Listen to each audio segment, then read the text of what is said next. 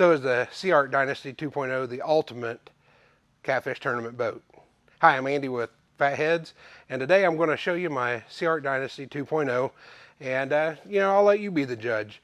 I do feel like this is one of the ultimate catfish tournament boats out there. I did a video about the boat when I first bought it, and I did a few upgrades to it, but I've added and changed things quite a bit. So now I've owned the boat going on almost 2 years. This is the very first 2.0 that SeaArk Boats had put out, and I was able to purchase it, and I've been fishing out of it now for about 2 years. So like I said, I have made some changes to it, but we'll go over it. And this boat might not be for you, but it is definitely up my game, and I do think that it is the ultimate catfish boat. So let's get after it. So on the outside of the boat, one thing that you'll see is the Raptors. I did add some Raptors about a year ago.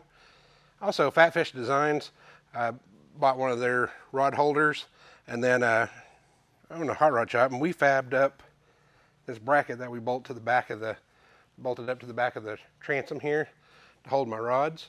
It just helps keep them up out of the way. There really wasn't a good spot to put a rod holder, so that was the best thing I can come up with. The Multibars, I did have those on there the last time, so I still got those, still got them in the same spot, like them. They got the Smackdown rod holders.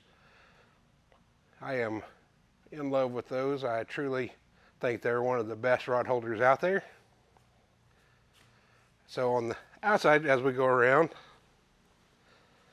you'll see I got my livescope pole. I use the Fishing Specialties livescope pole. My mount, I've got to buy some more of those plastic deals. I accidentally bumped it. I hit my dock, and it did what it's supposed to. It knocked it off. They're just little plastic bolts, keeps you from breaking your pole. So right up there, you can see I have the Garmin livescope, I have the Mega 360, I have an Ulterra, Minn Kota Ulterra. There's the 360 pole. I did not have that the last time that we did this review, but a friend of mine machined this block for me. We got it up because of the light, got it up over the light, and it actually will come out and swing down. It's a really cool mount. I don't remember now where I got that mount from, but it's really cool, really sturdy. But on the outside, that's pretty much it.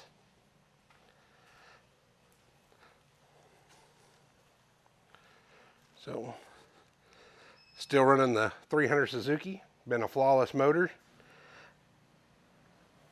It'll actually get me going, I will do about 54 top speed. So, no, that's not fast enough. I'd like to go faster. But anyway, I digress. Now, stepping up into the boat, I've got 3 lithium batteries for the trolling motor, Pro Guides, and I did add I'm going to be breathing hard in this one.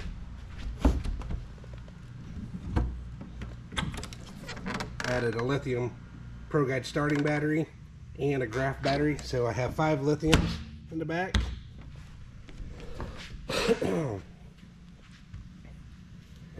I also have a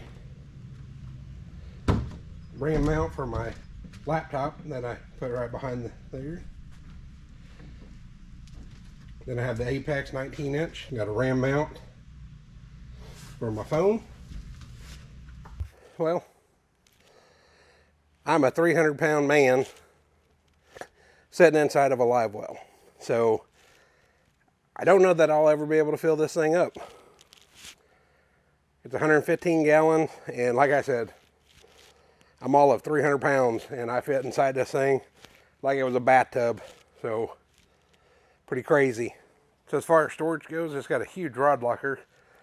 I fit, 14 rods in there, so that's pretty good size. Got a really good sized glove compartment, and also for all my tackle. pretty much my last video, everything that I had laid out on the table is set inside there. So fits quite nice. Now you can see the size of that live well. It's just massive. Up here for storage, we have they're same size, right and left. Basically, I just have some ropes and whatnot in this side. I've got my extra life jackets and whatnot in that one, and that's my anchor storage, so no reason to look at that stuff. It's kind of boring. My Mega 360 and my livescope are both 12-inch monitors.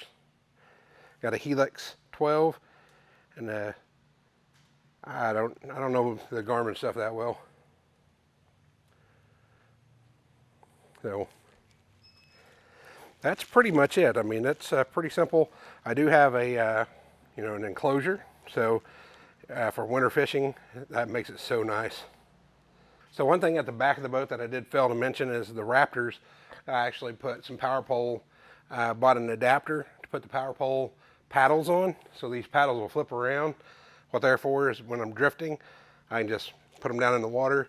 The only bad thing is you got to be above 10 foot, so when you're shallow water drifting, you got those socks out. So still keep the socks on the boat, but when I'm out in deep water, these things come out and it's almost like throwing the brakes on. So plus if you need to add more, you can throw socks out plus those out, and it'll slow this boat way down a lot slower than what it would otherwise.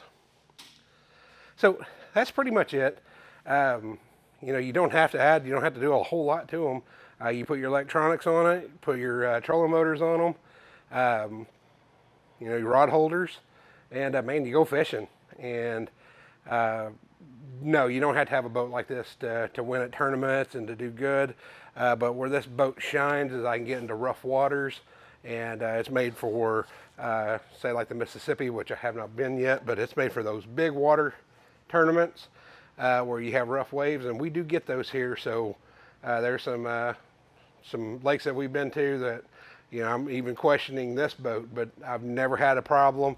The way that they built the back deck, it can take water and waves, hit this, and it just splashes back. It doesn't come over.